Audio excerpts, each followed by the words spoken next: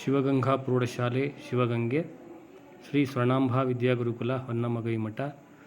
English ಭಾಷೆಯಲ್ಲಿ 30 ಅಂಕ. Hi friends, ನನ್ನ ಹೆಸರು ತನುಶ್ರೀ. ನಾನು 10ನೇ ತರಗತಿಯಲ್ಲಿ ಓದುತ್ತಿದ್ದೇನೆ. ನಾಳೆ ನಡೆಯುವ ಇಂಗ್ಲೀಷ್ ಪರೀಕ್ಷೆಯಲ್ಲಿ ಸುಲಭವಾಗಿ 35 ಅಂಕ ಗಳಿಸಲು ನಾನು ನಿಮಗೆ ಕೆಲವೊಂದು ಟಿಪ್ಸನ್ನು ಹೇಳಿಕೊಡುತ್ತೇನೆ. ಮೊದಲನೆಯದಾಗಿ ಇಂಗ್ಲೀಷ್ನಲ್ಲಿ ಫಸ್ಟ್ನೇ ಕ್ವಶನ್ ಟ್ಯಾಗ್ ಆಗಿರುತ್ತೆ. ಅದರಲ್ಲಿ ಬಿ ವರ್ಬ್ಸ್ ಕೊಟ್ಟಿದ್ರೆ ಅದ್ರ ಜೊತೆಗೆ ಎನ್ ಅಪಾಸ್ಟ್ರಫಿ ಟಿ ಸೇರಿಸಿ, ಮತ್ತು ಅದ್ರ ಜೊತೆಗೆ ಅಲ್ಲಿ ಕೊಟ್ಟಿರೋವಂಥ ಪರ್ಸನ್ ಯಾರು ಕೊಟ್ಟವ್ರೆ ಅದ್ರ ಬದಲಾಗಿ ಪ್ರನೌನ್ನ ಬಳಸಿ ಕ್ವಶನ್ ಮಾರ್ಕ್ ಹಾಕಿದ್ರೆ ಅದರಿಂದ ನೀವು ಸುಲಭವಾಗಿ 1 ಅಂಕ ಗಳಿಸಬಹುದು. ಎರಡನೇದಾಗಿ ಲ್ಯಾಂಗ್ವೇಜ್ ಫಂಕ್ಷನನ್ನು ಕೊಟ್ಟಿರ್ತಾರೆ. ಅದರಲ್ಲಿ ಪ್ಲೀಸ್ ಅಂತ ಬಂದಿದ್ರೆ ಅಂಡರ್ಲೈನ್ ಮಾಡಿರೋ ಲೈನ್ ನೋಡ್ಕೊಂಡು ಅದರಲ್ಲಿ ಪ್ಲೀಸ್ ಅಂತ ಬಂದಿದ್ರೆ ಅದು ರಿಕ್ವೆಸ್ಟ್ ಆಗಿರುತ್ತೆ. ಅದ್ರ ಜೊತೆಗೆ ಅದರಲ್ಲೇ ರಿಕ್ವೆಸ್ಟು, ಸಜೆಷನ್ನು, ಆರ್ಡರಿಂಗು ಎಲ್ಲ ಕೊಟ್ಟಿರ್ತಾರೆ. ಅದರಲ್ಲಿ ಕರೆಕ್ಟಾಗಿ ನೋಡ್ಕೊಂಡು ನಾವು ಆಪ್ಷನ್ನ ಬರಿಬೇಕು. ಅದರಿಂದ 1 ಮಾರ್ಕ್ಸ್ನ ಗಳಿಸ್ಬೋದು. ಮೂರನೇದಾಗಿ ಕನ್ವರ್ಜೇಷನ್ ಕೊಟ್ಟಿರ್ತಾರೆ. ಇದರಲ್ಲಿ ಒಂದು ಲೈನ್ನ ಅಂಡರ್ಲೈನ್ ಮಾಡಿರ್ತಾರೆ. ಅದರಲ್ಲಿ ಹ್ಯಾಡ್ ಅಂತ ಬಂದಿದ್ದರೆ ನಾವು ವುಡ್ ಹ್ಯಾವ್ ಅಂತ ಬರಿಬೇಕು. ಇದರಿಂದ 1 ಅಂಕ ಗಳಿಸ್ಬೋದು. 4ನೇ ಕ್ವಶನು ಇನ್ಫಿನಿಟಿವ್ ಕೇಳಿದ್ದಾರೆ. ಇನ್ಫಿನಿಟಿವ್ ಅಂದರೆ 2+ ವರ್ಬ್. ಅಲ್ಲಿ ಆ ಲೈನಲ್ಲಿ 2+ ವರ್ಬ್ ಅಂದರೆ 2 ಜೊತೆಗೆ ವರ್ಬ್ ಬಂದಿದ್ದರೆ ಆ ವರ್ಡ್ನ ಬರಿಬೇಕು. ಅಲ್ಲಿ ಆಪ್ಷನ್ ಕೊಟ್ಟಿರ್ತಾರೆ. ಅದರಲ್ಲಿ 2+ ನೌನು ಇರುತ್ತೆ, 2+ ಪ್ರನೌನು ಇರುತ್ತೆ. ಅದರಲ್ಲಿ ನಾವು ಕರೆಕ್ಟಾಗಿ ನೋಡ್ಕೊಂಡು 2+ ವರ್ಬ್ನ ಬರೆದ್ರೆ 1 ಮಾರ್ಕ್ಸ್ ಗಳಿಸ್ಬೋದು. 5ನೇ ಕ್ವಶನ್ನು ಸಿಲಬಲ್ ಆಗಿರುತ್ತೆ. ಅದರಲ್ಲಿ 1 ಸಿಲಬಲ್ ಕೇಳೋರ 2 ಸಿಲಬಲ್ ಕೇಳೋರ ನೋಡ್ಕೊಂಡು ಅಲ್ಲಿ 5 ವರ್ಡ್ ಕೊಟ್ಟಿರ್ತಾರೆ. ಆ ವರ್ಡಲ್ಲಿ ಯಾವುದು ಕರೆಕ್ಟು 1 ಸಿಲಬಲ್ಗೆ ಅಂತ ನೋಡಿ ನಾವು ಬರಿಬೇಕು. 6ನೇದಾಗಿ ಕಂಬೈನ್ ವರ್ಡ್ ಕೊಟ್ಟಿರ್ತಾರೆ. ಎ ಅಲ್ಲಿ 1 ವರ್ಡ್ ಕೊಟ್ಟಿರ್ತಾರೆ, ಬಿ ಅಲ್ಲಿ ಅದಕ್ಕೆ 4 ಆಪ್ಷನ್ ಕೊಟ್ಟಿರೋ ಆ 4 ಆಪ್ಷನಲ್ಲಿ ಎ ಅಲ್ಲಿರೋ ಪದಕ್ಕೆ ಯಾವುದು ಅದು ಮ್ಯಾಚ್ ಆಗುತ್ತೆ ಅಂತ ಹೇಳ್ಬಿಟ್ಟು ನೋಡ್ಬಿಟ್ಟು ಅದರಿಂದ ಬರಿಬೋದು. ಇಷ್ಟು ಮಾಡಿದ್ರೆ 5 ಅಂಕ ಗಳಿಸ್ಬೋದು. 7ನೇದಾಗಿ ಆರ್ಟಿಕಲ್ ಕೊಟ್ಟಿರ್ತಾರೆ. ಆರ್ಟಿಕಲ್ ಅಂದರೆ ಎ ಆ್ಯಂಡ್ ದ ಈ 3 ಇರುತ್ತೆ. ಆ 3ರಲ್ಲಿ ಯಾವ್ದು ಬರುತ್ತೆ ಅಂತ ನೋಡ್ಬಿಟ್ಟು ಅದನ್ನು ಬರಿಬೇಕು. ನೆಕ್ಸ್ಟು 2ನೇ ಮೇನಲ್ಲಿ ನಾವು ಯಾವ ಪಾಠದಿಂದ ಕ್ವಶನ್ನ ಕೇಳಿರ್ತಾರೆ ಅಂತ ಗೆಸ್ ಮಾಡ್ಬೋದಾದರೆ ಡಾನ್ ಆನ್ಸ್ಲೆಮ್ ಅಂತ ಕೊಟ್ಟಿರ್ತಾರೆ 2 ಮಾರ್ಕ್ಸಿಗೆ. ಅದರಲ್ಲಿ ನಾವು ಓದ್ಕೊಂಡ್ರೆ ನಾವು ಓದಿರೋದೇ ಬರೆದ್ರೆ 1 ಮಾರ್ಕ್ಸ್ ಆದರೂ ಗಳಿಸ್ಬೋದು. ಅಂಬೇಡ್ಕರ್ ಪಾಠದ್ದು ಕೊಟ್ಟಿರ್ತಾರೆ. ಅದರಲ್ಲಿ ಅಂಬೇಡ್ಕರು ಹೇಗೆ ಬುಕ್ಕುಗಳಿಗೆ ಆಸಕ್ತಿಯಿಂದ ನೋಡ್ಕೊತಿದ್ರು, ಮತ್ತು ನೆಹರು ಅವರು ಅಂಬೇಡ್ಕರ್ ಬಗ್ಗೆ ಯಾವ ಥರ ಎಲ್ಲ ಹೇಳಿದ್ರು ಅಂತ ಓದ್ಕೊಂಡು ಆ ಟಾಪಿಕ್ ನಾವು ಓದ್ಕೊಂಡು ಬರೆದ್ರೆ ಅದರಿಂದನೂ 1 ಮಾರ್ಕ್ಸ್ ಗಳಿಸ್ಬೋದು. ನೆಕ್ಸ್ಟು ಪಂಡಿತ್ ರವಿಶಂಕರ್ದು ಕೇಳಿರ್ತಾರೆ, ಅನಂತ್ ಸ್ಮಿತಾದು. ಅದನ್ನು ಓದ್ಕೊಂಡು ನಾವು ಅದು ಕೀ ಪಾಯಿಂಟ್ಸ್ ಆದರೂ ನೆನ್ಪಿಟ್ಕೊಂಡು ಎಕ್ಸಾಮಲ್ಲಿ ಹೋಗಿ ಬರೆದ್ರೆ ಅದರಿಂದನೂ 1 ಮಾರ್ಕ್ಸ್ ಗಳಿಸ್ಬೋದು. ನೆಕ್ಸ್ಟು ಹೀರೋ ಪಾಠದಲ್ಲಿ ಅದರಲ್ಲೂ ಕ್ವಶನ್ಸ್ನ ಕೇಳಿರ್ತಾರೆ. ಅದನ್ನು ಕೀ ಪಾಯಿಂಟ್ಸ್ನ ನಾವು ನೆನ್ಪಿಟ್ಕೊಂಡು ಬರೆದ್ರೆ 1 ಮಾರ್ಕ್ಸ್ ಗಳಿಸ್ಬೋದು. ನೆಕ್ಸ್ಟು ನಾರಾಯಣಪುರ ಇನ್ಸಿಡೆಂಟಲ್ಲಿ ಬಾಬು ಮತ್ತು ಮಂಜು ಡಿಸಪಾಯಿಂಟ್ ಹೇಗಾದರು ಅಂತ ಕೇಳಿರ್ತಾರೆ. ಅದನ್ನು ಓದ್ಕೊಂಡು ನಾವು ಕೀ ಪಾಯಿಂಟ್ಸ್ನ ನೆನ್ಪಿಟ್ಕೊಂಡು ಬರೆದ್ರೆ 1 ಮಾರ್ಕ್ಸ್ ಗಳಿಸ್ಬೋದು. ನೆಕ್ಸ್ಟು 3 ಮಾರ್ಕ್ಸಿಗೆ ಬಂದರೆ ಐ ಆಮ್ ದ ಲ್ಯಾಂಡು, ಜಾಸ್ ಪೋಯಮು ಮತ್ತು the song of India summary, ಈ 3ರಲ್ಲಿ ಯಾವುದಾದ್ರೂ 1 ಕೇಳಿರ್ತಾರೆ. ಈ 3ನೂ ನಾವು ಓದ್ಕೋಬೇಕು. ಅದರಲ್ಲಿ ಯಾವುದಾದ್ರೂ 1 ಕೇಳಿರ್ತಾರೆ ಅದನ್ನು ಬರಿಬೋದಲ್ಲಿ. ಅದರಿಂದ 3 ಮಾರ್ಕ್ಸ್ ಗಳಿಸ್ಬೋದು.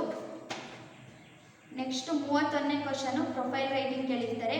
ಅಲ್ಲಿ ಪ್ರೊಫೈಲಲ್ಲಿ name, born, date of birth, ಅವ್ರ ಎಜುಕೇಷನು, ಅಚೀವ್ಮೆಂಟ್ಸ್ ಎಲ್ಲ ಕೇಳಿರ್ತಾರೆ. ಅದನ್ನು ನೋಡಿಬಿಟ್ಟು ನಾವು ಪ್ಯಾಸೇಜ್ ಥರ ನೀಟಾಗಿ ಬರೆದ್ರೆ ಅದರಿಂದ 3 ಮಾರ್ಕ್ಸ್ ಗಳಿಸ್ಬೋದು. ನೆಕ್ಸ್ಟು 32ನೇ ಕ್ವಶನಲ್ಲಿ ಸ್ಟೋರಿ ಡೆವಲಪ್ಮೆಂಟ್ ಕೊಟ್ಟಿರ್ತಾರೆ. ಸ್ಟೋರಿ ಬರೆಯೋಕ್ಕಿಂತ ಮುಂಚೆ first once upon A time ಅಂತ ಸೇರಿಸಿ ಅಲ್ಲಿ ಸ್ಟೋರಿ ಹೇಗಿದೆ ಹಾಗೆ ಬರೆದ್ರೆ 2 ಮಾರ್ಕ್ಸ್ ಗಳಿಸ್ಬೋದು. ಅದು 3 ಮಾರ್ಕ್ಸಿಗಿರುತ್ತೆ. ನಾವು ಸ್ಟೋರಿ ಡೆವಲಪ್ ಮಾಡಬೇಕಂದ್ರೆ ಅದ್ರ ಜೊತೆಗೆ ವರ್ಡ್ಸ್ನ ಸೇರಿಸಿ ಬರಿಬೇಕು. ನೆಕ್ಸ್ಟು ಅದಕ್ಕೆ ಮೌಲ್ಯನೂ ಬರೆದ್ರೆ 3 ಮಾರ್ಕ್ಸ್ ಸಿಗುತ್ತೆ. 33ನೇ ಕ್ವಶನು ಪಿಕ್ಚರ್ ರೈಟಿಂಗ್ ಆಗಿರುತ್ತೆ. ಆ ಪಿಕ್ಚರ್ ಬಗ್ಗೆ ನಾವು ಫಸ್ಟಿಗೆ 4 ಸೆಂಟೆನ್ಸ್ ಬರೆದ್ಬಿಟ್ಟು ಆಮೇಲೆ ಆ ಪಿಕ್ಚರಲ್ಲಿ ಏನಿದೆ ಅಂತ ಬರೆದ್ರೆ ಅದರಿಂದ 3 ಮಾರ್ಕ್ಸ್ ಸಿಗುತ್ತೆ. ನೆಕ್ಸ್ಟು 4 ಮಾರ್ಕ್ಸಿಗೆ ಕ್ವಾಲಿಟಿ ಆಫ್ ಮರ್ಸಿ ಪೊಯಮಲ್ಲಿ ಯಾವುದಾದ್ರೂ 4 ಲೈನ್ ಕೇಳಿರ್ತಾರೆ. 1 ಲೈನಿಗೂ ಸಹ 1 ಮಾರ್ಕ್ಸ್ ಇರುತ್ತೆ. ಆದ್ದರಿಂದ ಪೂರ್ತಿ ಪೊಯಮ್ನ ಕಲಿತ್ರೆ ಅಲ್ಲಿ ಯಾವ್ದು ಕೇಳ್ತಾರೋ ಅದನ್ನು ಬರೆಯೋಕ್ಕೆ ನಮಗೆ ಈಸಿ ಆಗುತ್ತೆ. 35ನೇದು ಪ್ಯಾಸೇಜ್ ಕೊಟ್ಟಿರ್ತಾರೆ. ಪ್ಯಾಸೇಜ್ ಓದ್ಕೊಂಡು ಅದಕ್ಕೆ ಸಂಬಂಧಪಟ್ಟಿದ್ದು 2 ಕ್ವಶನ್ ಕೇಳಿರ್ತಾರೆ. ಆ ಕ್ವಶನ್ನ ಓದ್ಕೊಂಡು ಆ ಪ್ಯಾಸೇಜಲ್ಲಿ ಆನ್ಸರ್ ಎಲ್ಲಿರುತ್ತೋ ಅಲ್ಲೇ ನೋಡ್ಕೊಂಡು ಬರೆದ್ರೆ ಇದರಿಂದ 4 ಮಾರ್ಕ್ಸ್ ಗಳಿಸ್ಬೋದು. ನೆಕ್ಸ್ಟು 4 ಮಾರ್ಕ್ಸಿಗೆ ಗ್ರ್ಯಾಂಡ್ ಮಾ ಕ್ಲೈಮ್ ಸೆಟ್ರಿ ಸಮ್ಮರಿ, ಇಲ್ಲ ಜಾಸ್ ಪೋಯಮ್ ಸಮ್ಮರಿ, ಇಲ್ಲ ಸಾಂಗ್ ಆಫ್ ಇಂಡಿಯಾ ಸಮ್ಮರಿ, ಮೂರರಲ್ಲಿ ಯಾವುದಾದ್ರೂ ಒಂದು ಕೇಳಿರ್ತಾರೆ, ಇಲ್ಲ 3 ಕೇಳಿದ್ರೆ ಆಪ್ಷನ್ ಇರುತ್ತೆ. ನಾವು 3 ಕಲ್ತ್ಕೊಂಡ್ರೆ ಅಲ್ಲಿ ಯಾವುದು ಬರುತ್ತೆ ಅದನ್ನು ಬರೆದ್ರೆ ನಮಗೆ 4 ಅಂಕ ಈಸಿಯಾಗಿ ಗಳಿಸ್ಬೋದು. ನೆಕ್ಸ್ಟು ಏರ್ ಪೊಲ್ಯೂಷನು ಮತ್ತು ಇಂಟರ್ನೆಟ್ ಬಗ್ಗೆ ಎಸ್ಸೆ ರೈಟಿಂಗ್ ಕೇಳಿರ್ತಾರೆ 4 ಮಾರ್ಕ್ಸಿಗೆ. ಏರ್ ಪೊಲ್ಯೂಷನ್ ಎಲ್ಲ ಪೊಲ್ಯೂಷನ್ನು ಓದ್ಕೊಂಡು ಏರ್ ಪೊಲ್ಯೂಷನ್ಗೆ 1 ಪುಟ ಬರೆದ್ರೆ ಅದರಿಂದ ನಾವು 3 ಮಾರ್ಕ್ಸ್ ಆದರೂ ಪಡಿಬೋದು. 38ನೇ ಕ್ವಶನು ಲೆಟರ್ ರೈಟಿಂಗ್ ಕೇಳಿದ್ದಾರೆ. ಲೆಟರ್ ರೈಟಿಂಗಲ್ಲಿ from, date, to, address, respected sir, body of the letter, thank you, your faithfully. ಕರೆಕ್ಟಾಗಿ ಲೆಟರ್ ಫಾರ್ಮ್ ಹೆಂಗಿರುತ್ತೋ ಅದೇ ರೀತಿ ಬರೆದ್ರೆ ಒಂಚೂರು ಮಿಸ್ಟೇಕ್ ಆದರೆ ಅದರಲ್ಲಿ ನಾವು 4 ಮಾರ್ಕ್ಸ್ನ ಪಡಿಬೋದು. ಎಲ್ಲ ಫಾಲೋ ಮಾಡಿದ್ರೆ ನೀವು ಇಂಗ್ಲೀಷ್ ಪರೀಕ್ಷೆಯಲ್ಲಿ 35 ಅಂಕವನ್ನು ಗಳಿಸಿ ಉತ್ತೀರ್ಣರಾಗಬಹುದು.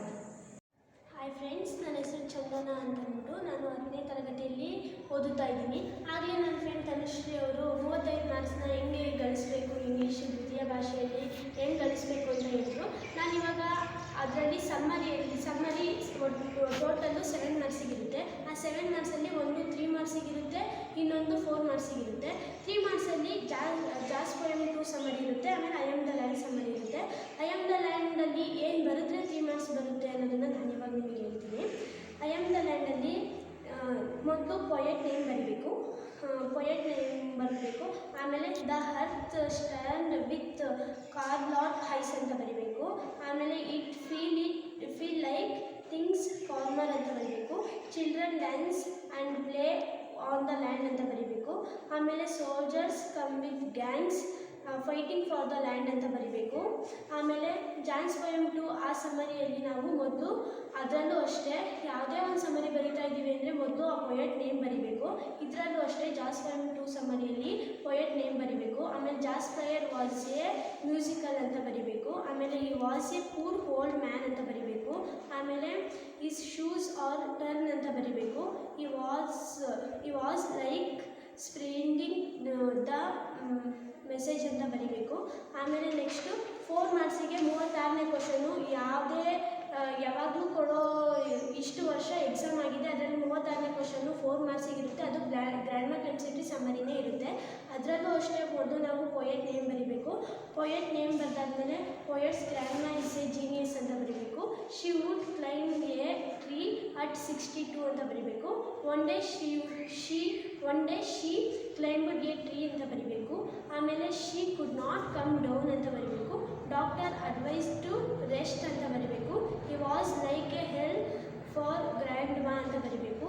She asked her son for a house on the tree ಅಂತ ಬರೀಬೇಕು. ಶಿ ಎಂಜಾಯ್ಡ್ ಟ್ರೀ ಅಂತ ಬರೀಬೇಕು.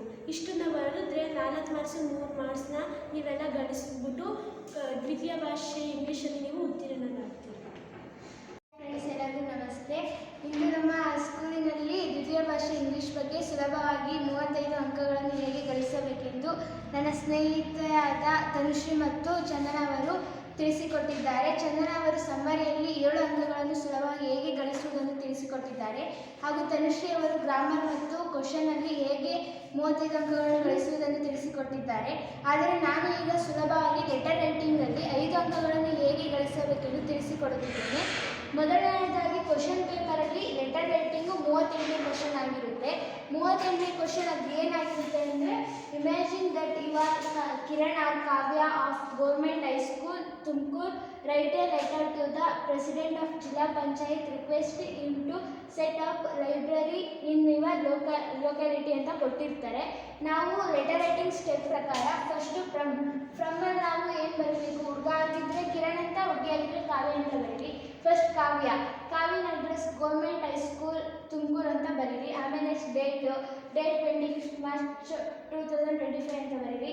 ನೆಕ್ಸ್ಟು ಟೂ ಅಲ್ಲಿ ಪ್ರೆಸಿಡೆಂಟ್ ಆಫ್ ಜಿಲ್ಲಾ ಪಂಚಾಯತ್ ತುಮಕೂರು ಅಂತ ಬರೀರಿ. ನೆಕ್ಸ್ಟು ರೆಸ್ಪೆಕ್ಟೆಡ್ ಸರ್ ಆಮೇಲೆ ಸಬ್ಜೆಕ್ಟ್ ಇಲ್ಲಿ ರಿಕ್ವೆಸ್ಟಿಂಗ್ ಅಂತ ಇರುತ್ತಲ್ಲ, ಇಲ್ಲಿಂದ ಏನಿರುತ್ತೋ ಅದನ್ನು ಬರೀರಿ, ಅದು ಸಬ್ಜೆಕ್ಟ್ ಆಗಿರುತ್ತೆ. ನೆಕ್ಸ್ಟು ಬಾಡಿ ಆಫ್ ದ ಲೆಟರ್ಗೆ ಹೋದರೆ ಆ್ಯಸ್ ಮೆನ್ಷನ್ಡ್ ಅಬೌವ್ ಸಬ್ಜೆಕ್ಟ್ ಅಂತ ಬರೆದು, ಆಮೇಲೆ ಐ ಅಂತ ಬರೆದು ಫ್ರಮ್ಮಲ್ಲಿ ಏನು ಅಡ್ರೆಸ್ ಇರುತ್ತೋ ಅದನ್ನೇ ಬರೆದ್ಬಿಟ್ಟು, ಆಮೇಲೆ ಇಲ್ಲಿ I would like to bring your attention about ಅಂತ ಬರೆದು ಸಬ್ಜೆಕ್ಟಲ್ಲಿ ಏನಿರುತ್ತೋ ಅದನ್ನು ಬರೆದ್ಬಿಟ್ಟು ಲಾಸ್ಟಲ್ಲಿ please look in to this your problem ಅಂತ ಬರೆದ್ಬಿಟ್ಟು ಥ್ಯಾಂಕಿಂಗ್ ಯು ಅಂತ ಬರೀರಿ. ಥ್ಯಾಂಕ್ ಯು ಅಂತ ಬರೆದಾದ್ಮೇಲೆ ಲಾಸ್ಟಲ್ಲಿ ಯುವರ್ಸ್ ಫೇಸ್ಫುಲಿ ನಿಮ್ಮ ಸಿಗ್ನೇಚರ್ ಏನಿರುತ್ತೋ ಅದನ್ನು ಬರೀರಿ.